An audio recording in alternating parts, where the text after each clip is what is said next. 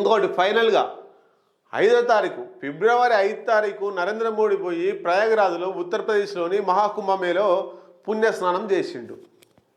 ఆ పుణ్యస్నానం చేసినటువంటి దాన్ని మీడియా, జాతీయ మీడియా అంతా కూడా ఢిల్లీ వైపే ఎక్కువ ఫోకస్ పెట్టి చూపించారు. ఢిల్లీ ప్రజలు ఆ పుణ్యస్నానాన్ని తిలకించేటట్టు ప్రధాన మీడియా మొత్తం కూడా నరేంద్ర మోడీ బీజేపీ కొని దాన్ని హైలైట్ చేసిర్రు. నరేంద్ర మోడీ స్నానం చేయడం పేపర్లలో రావడం, తర్వాత మీడియాలో రావడం, ఆన్లైన్ మొత్తంగా యూట్యూబ్ ఛానళ్ళల్లో మొత్తం మెయిన్ స్ట్రీమ్ మీడియా మొత్తం ఆ రోజు జరిగేటువంటి ఢిల్లీ రోజు జరిగేటువంటి ఎలక్షన్లలో నరేంద్ర మోడీకి సంబంధించింది మొత్తంగా ప్రధాన మీడియా మొత్తం చూపించింది.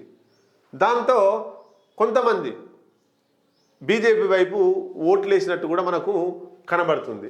వాస్తవంగా నరేంద్ర మోడీ పుణ్యస్నానం చేయాలనుకుంటే ఎప్పుడు పోవాలి?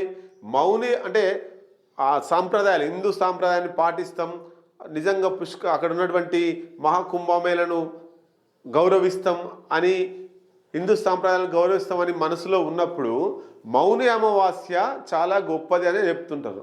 మౌని అమావాస్య రోజు పోయి మహాకుంభమేళాలో స్నానం చేయాలని నరేంద్ర మోడీ. అంత మంచి రోజు పోని నరేంద్ర మోడీ ఫిబ్రవరి 5 తారీఖే ఢిల్లీలో జరిగేటువంటి ఎలక్షన్ల రోజే పోయి స్నానం చేయాల్సిన అవసరం ఏముంది అంటే, ఢిల్లీ ఓటర్లను ఆకర్షించాలనే ఉద్దేశంతో ఆయన చేసినటువంటి జిమ్మిక్లో భాగమే ప్రయాగరాజ్లోని పుణ్యస్నానం 5 తారీఖు చేసిండు.